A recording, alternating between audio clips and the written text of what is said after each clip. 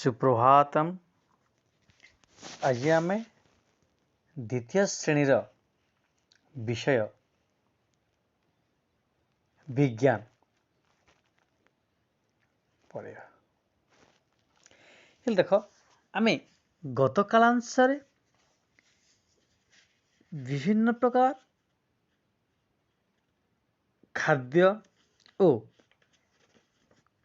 व्यायाम विषय आम आलोचना करथिलु। हेले विभिन्न प्रकार खाद्य आम खाइले आम देह सुस्थ रहिबो से विषय आम आलोचना करथिलु। किंतु खाली खाद्य खाइदेले हेबो नाही, आम से खाद्य को किपरि खाइबा से विषय रे आम आज आलोचना करिबा। हेले आजिर प्रसंगटी है उपयुक्त खाद्याभ्यास। देख हेले ई उपयुक्त खाद्याभ्यास कौन आम देखिबा। हेले आमे जो खाद्य खाउछु ताहा किपरि भावरे खाइबा आवश्यक ताहाको कहा जाए उपयुक्त खाद्य अभ्यास। हेले केमिति खाइबा ताहेले प्रथम देखिबा नियमित परिमित खाद्य खाइबा, अर्थात प्रतिदिन आमको जेतिकी खाद्य आवश्यक सेतिकी ही खाद्य खाइबा। हेले अधिका खाइबा बा कम खाइबा द्वारा आमर स्वास्थ्य खराब होता है। अधिक खाइले कौन हुए आम देह खराब हुए, कम खाइले मध्य आम देह खराब हुए। तेणु आम जेतिकी आवश्यक सेतिकी परिमाण रे आम खाइबा। तापर नेक्स्ट पर कौन उपयुक्त समय रे नियमित व्यवधान रे खाइबा। उपयुक्त समय आम खाइबार पाई समय अच्छी। सकाल उठिले किछि माँ आमको देले खाउछु, तार विद्यालय को आसवा समय रे खाउछु, विद्यालय भोजन होची खाउछु, घर को फेरला परे खाउछु, राति रे खाउछु।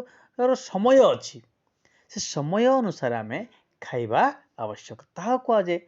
हेले उपयुक्त समय रे नियमित व्यवधान जितिकी व्यवधान रहिबा कथा, एबे थरे खाइकिना आउ थरे खाइबा जितिकी व्यवधान रहिबा कथा सेति खाइबा आवश्यक।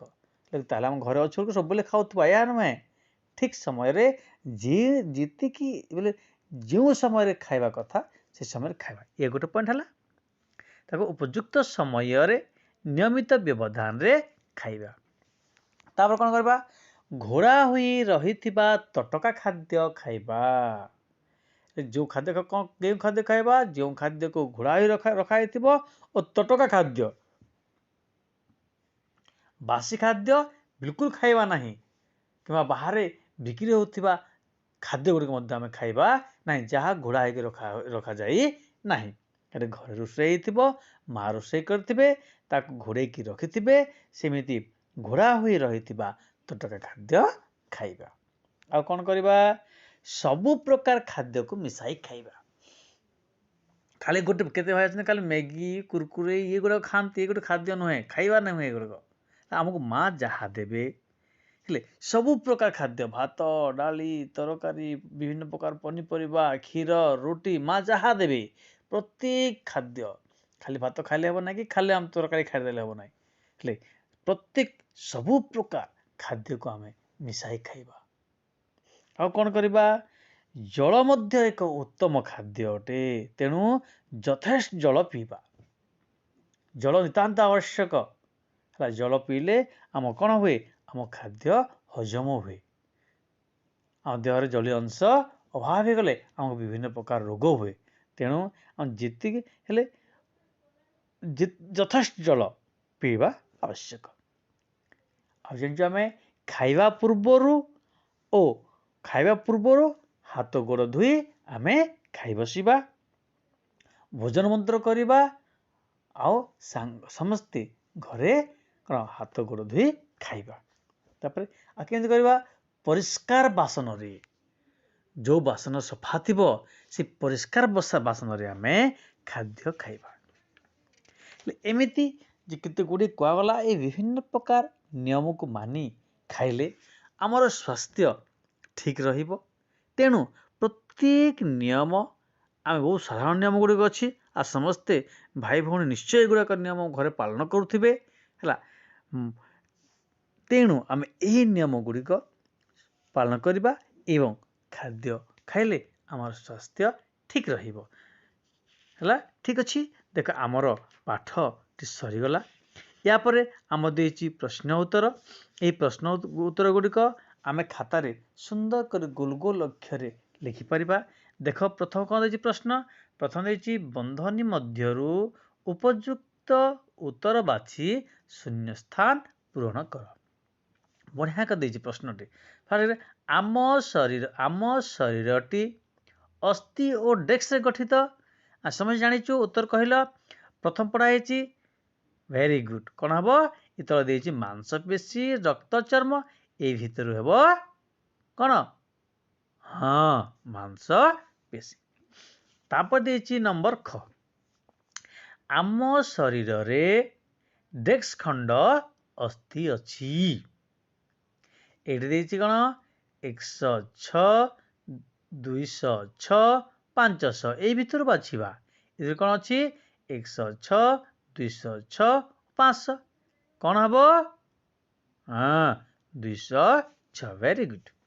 तापर देखिए आम नंबर ग कौन देखिए व्यायाम परे डेस्क नेले मांसपेशी गुड़िक दृढ़ हुए हाँ खाद्य नेले कि विश्राम नेले कि वायु नेले हाँ वेरी गुड विश्राम नेले हेले व्यायाम परे विश्राम नेले मांसपेशी गुड़िक दृढ़ हुए।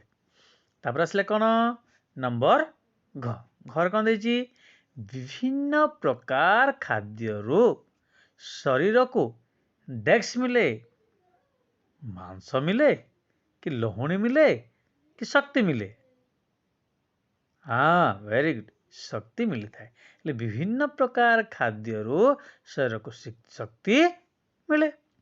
लास्ट नंबर देची 1 नंबर कौन देची घोड़ा होई रही थिबा डेस्क खाद्य खाइबा उचित कौन देची पाखरे तटका देची बासी देची ठंडा देची तो बासी खाद्य खाइबो कि ठंडा खाद्य खाइबो कि ना कौन खाइबो हाँ ये तटका खाद्य खाइबा अर्थात घोड़ा होई रही थिबा तटका खाद्य खाइबा उचित।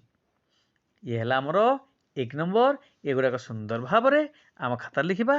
तापर देखिए नंबर 2 कौन देची आम शरीर क्यों क्यों अंग केवल मांसपेशी द्वारा गठित जमन कार्य फर्द देखीच से शीघ्र शीघ्र निश्चय कहीपर कौन देची आम शरीर क्यों क्यों अंग गुड़िक केवल मांसपेशी द्वारा गठित क्यों क्यों अंग लिखा तले आराम से आम शरीर आम शरीर मांसपेशी द्वारा गठित अंग गुड़िक है आखि हाँ आओ कह जल्दी कह हाँ आखि